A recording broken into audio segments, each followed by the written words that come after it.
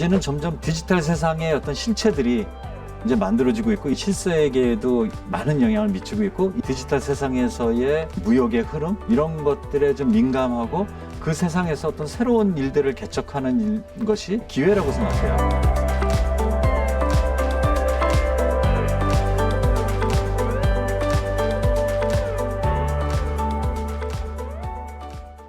시청자 여러분 안녕하십니까. 이슈앤피플 장용수입니다. 지금 세계 경제의 흐름을 짧은 한마디로 표현하면 유동성에서 변동성으로 옮겨갔다. 이런 표현을 할 수 있지 않을까 싶은데요. 이런 불안정한 시장에서도 암호화폐 시장은 급팽창하고 있습니다.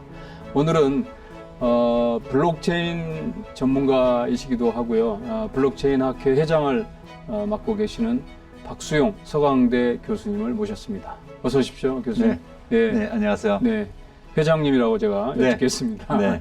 블록체인 학회 지금 회장 맡으신 지 연임을 하신 걸로 알고 있는데 네. 얼마나 되셨습니까? 이제 올해로 이제 3년째입니다. 그러니까 2년이 이제 한 번 기간이거든요. 이제 그래서 연임을 다시 지금 이제 연임을 하신 거죠. 네. 블록체인 상당히 그 중요한 키워드인데 블록체인 이코르 암호화폐 네. 뭐 이렇게 해석하는 사람도 있고 진짜로 그렇게 착각하는 사람도 있는 것 같아요. 그건 아니죠. 네, 사실은 이제 뭐 블록체인이라는 기술은 오래전부터 있어 왔고요.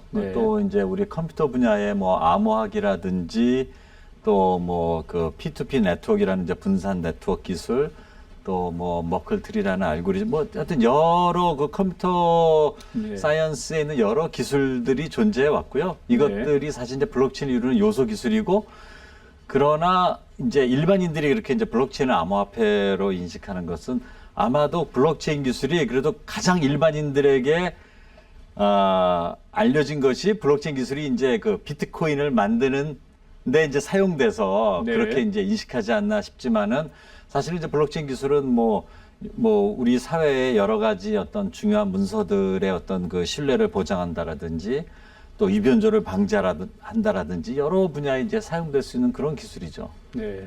그러면 그 블록체인 기술을 좀 쉽게 설명을 한번 해주시죠. 네.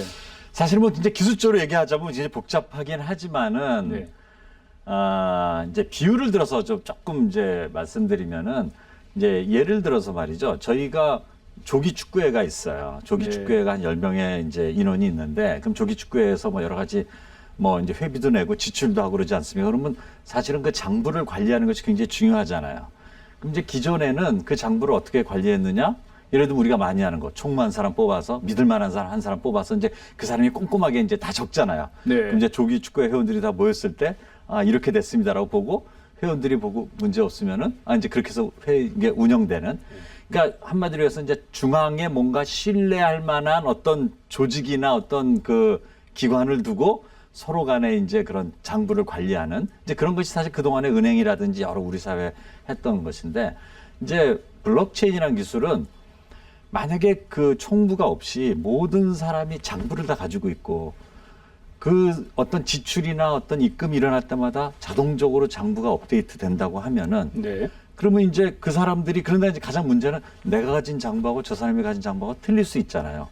그러면 이 사람들이 모였을 때 그 가진 장부를 맞춰보면은 그 중에 어떤 사람이 만약에 조작을 했더라도 이제 알아낼 수 있잖아요. 그래서 어떻게 보면 이제 블록체인 기술은 다수가 뭔가 어떠한 그 이 데이터를 감시하고 합의함으로써 신뢰를 만들어주는 그러니까 어떤 특정한 어떤 중앙에 뭔가 컨트롤하는 것이 아니라 이퀄한 어떤 다수의 컴퓨터가 어떤 그 데이터를 관리하고 합의하는 그런 기술이다. 뭐 이렇게 말씀드릴 수가 있겠습니다. 네.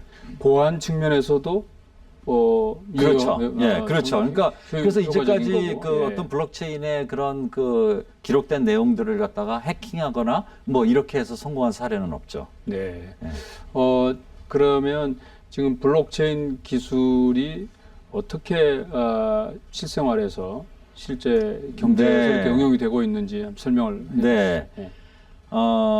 이제 지금 뭐 코로나 얘기도 많이 하고 있는데 예를 들면 지금 이제 면역 패스포트 얘기를 많이 하잖아요. 네. 그러면 이제 각 나라에서 백신 여권 말씀이죠. 그렇죠. 백신 네. 여권이죠. 그래서 내가 그런데 이제 뭐 우리나라 안에서야 뭐 질병관리본부에서 뭔가 직인을 찍고 뭐 이렇게 해서 할 수는 있지만은 전 세계를 돌아다닌다 그랬을 때 뭐 아프리카 어느 국가에서 뭐 도장 찍어 온 것을 믿을 수 없잖아요. 예. 그런데 그것을 갖다 만약 블록체인 기반으로 해서 그 기록을 하고 그렇게 하면은 그러니까 백신 여권을 그러니까 블록체인 기반으로 이제 그런 것들을 만들 수가 있는 것이죠. 이제 네. 그런 것들이라든지 지금 이미 또 이제 국가에서는 국가의 그 중요한 문서들 뭐 예전에 뭐 한때 우리나라에 이제 큰 사건이 있었을 때 뭐 그 정부의 뭐 그 중앙부 뭐 기록물 관리소도 뭐 믿을 수 없다 뭐 이런 얘기들이 있었잖아요. 그래서 중요한 어떤 문서들을 블록체인 기반으로 이제 관리한다라든지 또 그 뭐 다국적 기업들이 여러 그 계약의 그런 서플라이 체인 매니지먼트 여러 계약이 이제 다단계로 쭉 이루어지는데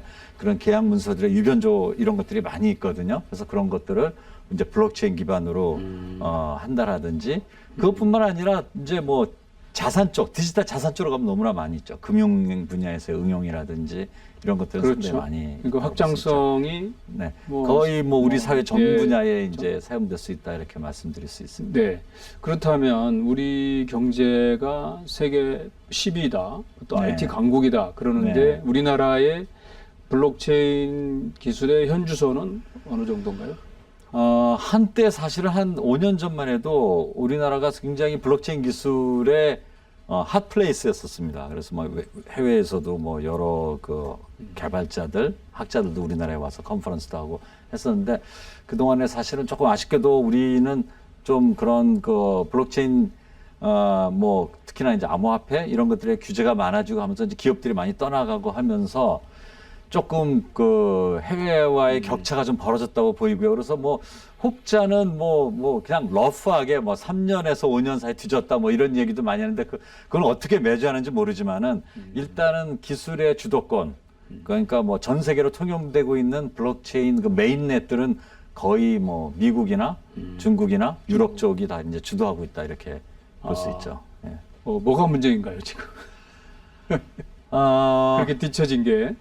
일단 산업이 활성화되지 못하고 있다는 것이 좀 예. 근데 이제 사실은 우리가 그 이제 정부에서는 블록체인을 암호화폐 외에는 마음대로 이제 활용하자라고 얘기하지만은 사실은 블록체인의 부가가치, 블록체인의 산업적 파괴력이 가장 높을 수 있는 분야는 사실은 암호화폐 분야입니다.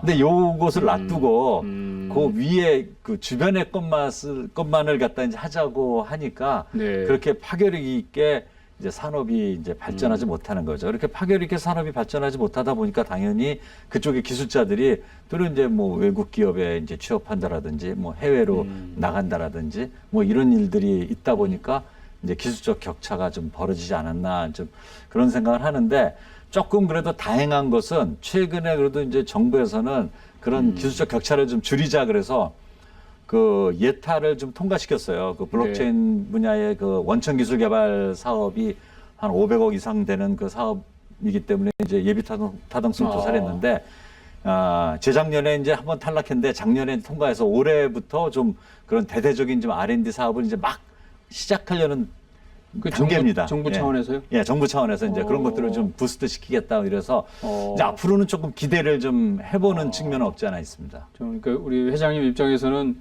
좀 5년 전에 상당히 그 눈길을 끄는 네. 나라였다가 지금 뭐 뒷걸음질 했는데 네. 다시 좀 희망이 보이는군요. 그래서 기대하고 있습니다. 예. 네. 지금 실제로 우리 국민들이 비트코인을 비롯한 암호화폐에 투자를 상당히 지금 많이 하고 있는 걸로 알고 있습니다. 네, 뭐 네. 예. 회장님 혹시 이렇게 추정이 되는 수치가 있나요? 뭐 정확한 그 통계는 아닌데 네. 사실은 그 우리 이제 젊은 층들이 특히나 이제 네, 뭐 그렇죠. MZ 세대다 예, 하는 예. 예, 밀레니얼, 밀레니얼 Z세대. Z 세대 2030. 이제 이분들의 움직임이 굉장히 빠르죠. 네. 그런데 사실 제가 이제 한 5년 전쯤에 사실 우리가 상당히 정점에 이뤘다 그랬는데 그때만 해도 전 세계의 블록체인 거래량에 우리나라에서의 거래량이 거의 1위 했었어요. 그만큼 우리나라가 그랬군요. 핫했었고 그러다 보니까 이제 다른 나라에 도리어 이제 블록체인 기업들이나 이런 네. 암호화폐 기업들이 도리어 한국에 와서 뭐 마케팅도 하려고 그러고 막 그랬었어요. 기억이 나네요, 이제. 네네네. 그 당시 뭐 엄청나게 네. 막 그러다가 이제 뭐 정부에서 뭐 이거 뭐 사기다 뭐 이렇게 하고 그 유명한 그 유시민 작가의 뭐 그 대담 프로에서도 막 네. 이제 뭐 그러면서 완전히 그 사기인 것으로 다 해서 찬물을 끼얹었고 그 이후 사실은 냉각기를 거쳤죠. 사실 그 이후에 블록체인 가격이 또 많이 또 하락도 하긴 했었어요. 네. 근데 지금은 제가 알기로는 전 세계 총 거래의 순위로 봐서 저희가 뭐 한 10위권 바깥 정도 로 돼 있으니까 그렇게까지 우리나라에 지금 그 뭐 암호화폐가 열기가 다른 나라보다 많다라고 지금은 볼 수는 없죠. 그러나 물론 많이들 하고 있지만은 이제는 다른 나라들이 더 앞서서 네. 더 많이 하고 있다 이렇게 말씀드릴 수 그렇군요. 있죠. 예. 그 이제 암호화폐의 대장주 뭐 기준이 되는 비트코인이 네네. 우리 원화 기준으로 7천만 원도 뭐 거의 이제 뭐 넘었었지 않습니까? 예. 광풍이라는 표현도 있고 네. 이게 진짜 믿을 수 없다 뭐 이런 뭐 네. 목소리들이 여기저기서 나오는데 네. 우리 대장님은 이게 정상적이라고 보시는 건가요? 근데 이제 그 모든 어떤 그 가치는 뭐 그 이제 수요와 공급의 어떤 그런 그렇죠. 밸런스에서 이제 만들어지는 거잖아요. 네. 그런데 일단은 제가 봤을 때 이제 왜 이렇게 비트코인이 가장 다른 암호화폐보다 가장 더 각광을 받느냐 이렇게 생각해 보면 일단은 가장 첫 번째 만들어진 네. 암호화폐고 지난 10년간 그 유용성이 계속해서 검증이 된. 그 최근에 나온 암호화폐들은 사실은 뭐 1년 미만, 2년 미만 앞으로 어떻게 될지 모르는 네. 좀 그 불안한 그 신뢰가 가지 않는 이런 것들도 꽤 많이 있지만은 이것은 그동안 그렇게 오랫동안 이제 지속돼 왔었고 그러면서 그 커뮤니티가 형성돼 있고 그러면서 디지털 자산, 암호화폐 분야에 마치 그 이제 많은 사람들이 금과 같은 역할, 그러니까 기축 통화 같은 그런 역할을 이제 자리매김을 했다는 측면에서 계속해서 비트코인에 대한 어떤 그 수요 또 비트코인에 대한 어떤 그 이 가치는 더 계속 올라가지 않을까 저는 사실 개인적으로는 이제 그렇게 이제 생각을 하고 있습니다. 그러니까 그러면은 비트코인과 뭐 알트라 그러나요? 네네. 나머지 암호화폐들하고는 좀 이제 굉장한 차이가 좀 있죠. 차이가 있다. 이런 부분들 이제 모르시는 분들도 네. 있는데 한번 설명을 해주시죠. 예. 그래서 이제 비트코인이 뭐 그 이 암호화폐의 어떤 금과 같은 역할을 좀 하고 있고 예. 그 다음으로 사실은 주목받는 코인은 이제 이더리움이라는 이더리움, 코인이죠. 제가 봤을 땐 기술적으로는 훨씬 더 앞선 그 코인이에요. 그러니까 암호화폐 1세대를 비트코인이라고 얘기하면은 이더리움은 암호화폐 2세대. 그래서 예. 마치 그 비트코인이 투지폰이라고 그러면은 이더리움은 뭐 그 4G, 스마트폰 5G 스마트폰 뭐 같은 이러겠군요. 예. 스마트폰 같은 그런 코인이라고 볼 수 있고 훨씬 더 네. 좋은 기술을 가지고 있지만은 이제 그럼에도 불구하고 이제 어떤 그런 이 가격 측면에서는 그거는 저도 어떻게 네. 참 설명하기는 어려울 것 같아요. 그런데 네. 제가 봤을 때는 그런 어떤 프리미엄이라든지 그다음에 그런 1세대 어떤 금액 같은 이런 거고 저는 그래서 이더리움을 한 은과 같은 존재 그러나 그 격차는 뭐 상당히 있죠. 그래서 그 두 코인이 사실은 가장 그 대표적인 그런 코인이라고 말씀드릴 수 있고 이제 기타 뭐 많은 코인들은 그 코인이 가지고 있는 어떤 비즈니스 모델, 그 코인이 주장하는 어떤 기술들 이런 것에 따라서 이제 가치들이 이제 왔다 갔다 하지 않나 이렇게. 우리가 이제 말씀하신 그 기축 코인인 비트코인 가지고 주로 뭐 너무 과하다, 네. 뭐 저평가됐다, 뭐 이런 네, 얘기를 네. 하는데요. 뭐 최근에도 일론 머스크에 이어서 테슬라가 많이 매입하면서 네, 네, 올랐고 그렇죠. 예. 반면에 또 제니 델런 재무장관이 네, 또 한마디. 이건 또 부정적인 얘기에서 또 떨어지고 뭐 이게 네. 오르락 내리락 하지 않습니까? 네네. 예. 근데 회장님 설명은 충분히 이제 수요 공급도 있고 지금은 안정화될 만큼 적어도 비트코인에 관한 한 그렇죠. 그런 예. 정도라는 거죠. 기관들이 일단은 그 어떤 자기들의 자산의 포트폴리오의 일부로서 이제 하기 시작. 미국에서는 네. 이미 그렇게 이제 사용이 되고 있고 또 다른 서방 국가들도 이제는 어떤 다른 축의 네. 자산, 그것도 이제 디지털 자산이라고 하는데 네. 디지털 세상에서의 어떤 자산으로서의 자리매김은 이제 했다라고 이제 보이는 것이죠. 근데 최근에 사실은 저는 그래서 이제는 점점 이게 코로나가 더 이렇게 좀 가속화시켰다고 보는데 이제는 점점 디지털 세상의 어떤 실체들이 이제 만들어지고 있고 예전에는 그냥 디지털 세상은 그냥 가상의 세상, 이거는 그냥 허구의 세상 이렇게 됐는데 이제는 어떤 그 이 디지털 세상의 어떤 영향력이 이제 실세계에도 많은 영향을 미치고 있고 이제는 그 세상에서 돌아가는 일들이 어느 정도 정말 하나의 어떤 또 다른 세상으로서의 어떤 그 구성을 갖추고 있지 않나. 거기에 중심이 이제 비트코인이다. 저는 이렇게 보는 거죠. 이제 그 비트코인 기관들도 이제 뭐 그 편입을 한다고 말씀하셨는데 아직 기관 비중은 뭐 제가 기술하러 보았을 때는 1% 그렇죠. 아직은 이제 조금인데 그러나 이제 그런 것들이 이제 시작이 됐다는 것이 굉장히 큰 의미가. 그러니까 기관들이 특히나 미국 같은 데서는 이제 그 은행들도 이제 이런 것들을 갖다가 이제 그 사기도 하고 팔기도 하고 이런 것들을 시작했다는 것이 굉장히 큰 의미라고 생각하거든요. 그러니까 뭐든지 어떤 새로운 시도는 그 시작점이 굉장히 중요하잖아요. 그래서 그 비트코인도 맨 처음 그 팔렸던 그 피자 스토리는 굉장히 유명하잖아요. 그러니까 뭔가 하여튼 시작했다는 것은 앞으로의 이제 어떤 발전의 어떤 뭐 천리김도 한 걸음부터 그래서 그런 측면에서 굉장히 저는 의미가 있다고 이제 생각하는 거죠. 이 이제 디지털 자산 이제 이런 비트코인을 대표로 한 암호화폐의 미래와 관련해서 지금 가장 또 중요한 변수 움직임이 각국 중앙은행이 소위 그 디지털 화폐 CBDC라고 그러죠. 그거를 이제 뭐 얼마나 적극적으로 뭐 발행을 하느냐, 진행을 하느냐 하지 않습니까? 지금은 어느 단계에 있는 건가요?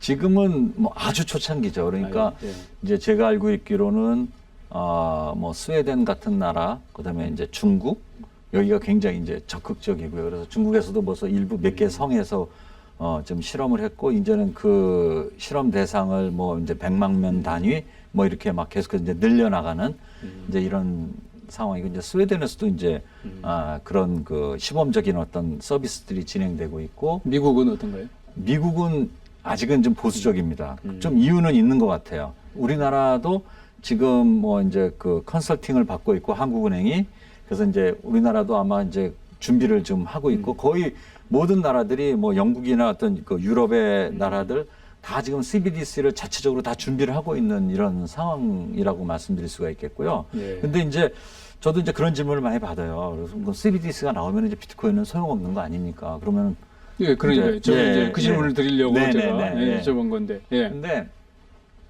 제가 보는 미래는 이제 미래에는 앞으로 다양한 종류의 그 디지털 화폐들이 이제 통용될 것이라고 보는 거죠. 그러니까 CBDC는 중앙은행이 발행하는 디지털 화폐고 이제 뭐 비트코인이나 이더리움은 개인 혹은 어떤 단체, 그룹들이 발행하는 그런 그 암호화폐고 또 이제 제가 또 주목해서 보는 것은 아직은 지금 그거 하려다가 좀 약간 한풀 꺾였지만은 지금 페이스북이 그 리브라라는 그러니까 글로벌 다국적 기업들이 이제 그걸 하려는 시도를 했다가 이제 미국 정부에서 좀 이제 막기 때문에 주춤하고 있지만은 앞으로 그런 일이 많이 발생할 거라고 생각해요. 뭐 맥도날드도 이제 암호화폐를 자기네 통용하는 화폐를 발행할 것이고 이제 이런 일들이 생겨서 다양한 주체들이 디지털 화폐를 발행하고 그 디지털 화폐들이 다양한 도메인 가장 효과적인 도메인 안에서 사용되는 이제 그런 시대가 올 것이라고 생각하고 저는 이것을 어떻게 비유하고 싶냐면은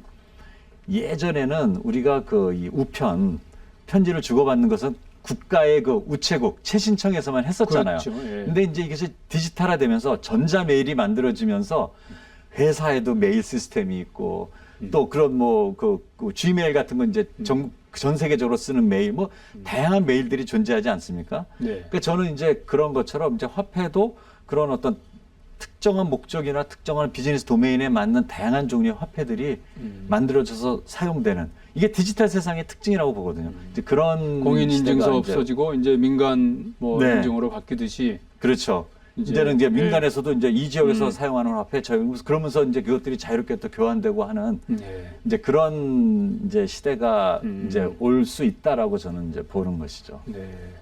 회장님은 비트코인이나 가상화폐 투자하고 계십니까? 네. 투자 당연히 뭐, 하셔야 되겠죠. 제가 구체적으로 어느 정도 하시는지는 안 아니, 여쭤보겠습니다. 그거는, 예.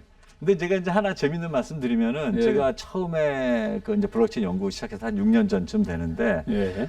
그때만 해도 한 30만 원에서 왔다 갔다 했었어요. 그래서 저희는 사실 뭐 연구실 차원에서 많이 이제 공부하려다 보니까 저는 그렇지. 연구를 목적으로 사서 예. 실전 차원에서. 예, 그래서 사서 막 우리 학생들 데리고 신촌 로타리 가면은 그 당시만 해도 비트코인 받는 식당들이 꽤 있었어요. 왜냐하면 거기는 외국 유학생도 많고 하다 보니까 이거는 뭐 환전이 필요 없는 거잖아요. 그래서 저도 뭐 학생들 데리고 가서 뭐 카레 먹고 띡, 야, 뭐 이렇게 편리한 거야. 뭐 이런 것도 하고 그 당시 그냥 그렇게 그냥 재미 반은 재미 삼아서 뭐 그렇게 해서 가지고 있었죠.